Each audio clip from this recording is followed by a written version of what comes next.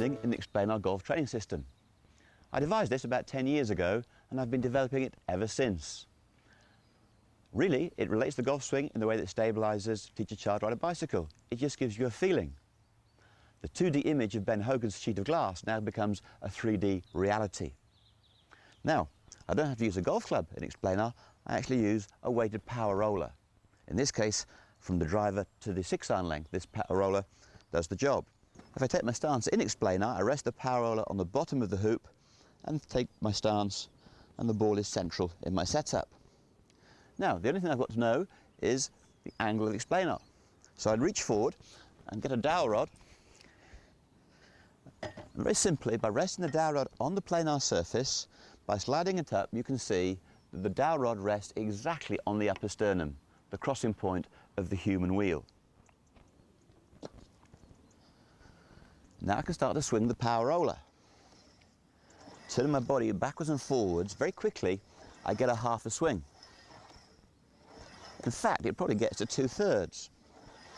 Once I get to that point, amazingly, it's one more simple movement to complete the swing in plane. I cock or hinge the wrists. You can see now that the roller is resting on this flat planar surface. If the plane fin wasn't there, I wouldn't know if I was in plane. I could be over the plane or under the plane. The nice thing is, when I swing in the Explanar, I can feel that the roller is on the plane in the true manner. And the same is true for the follow-through. When I swing through, I get onto the front side.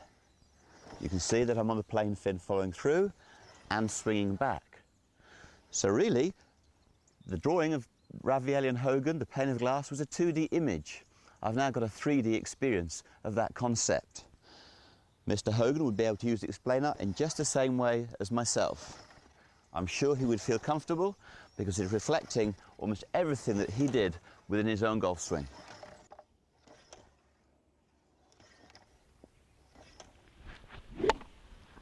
Now, on first impressions, you might think that he's teaching a constant plane.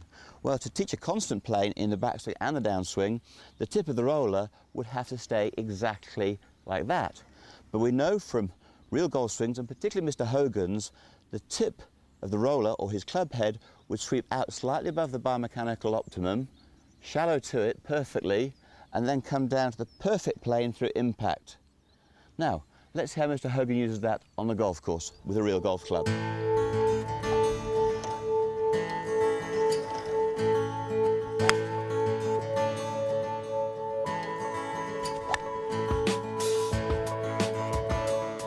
So there we have it, the absolute truth about the swing plane. It's quite literally been under our noses for the last 50 years since Mr. Hogan wrote his book. Now we must remember that the swing plane is an ideal point. In the same way the child rides a bicycle, he or she may wobble. We know balance is perfectly upright. The same is true of the golf swing. It stands to reason. We could swing way too flat or way too upright. So between those two extremes is our optimum biomechanical swing plane. Now, the North Pole and the swing plane have one thing in common. They're both vital points of reference, but very few of us will ever need to go there. So there we have it, our second lost fundamental, the optimum biomechanical swing plane.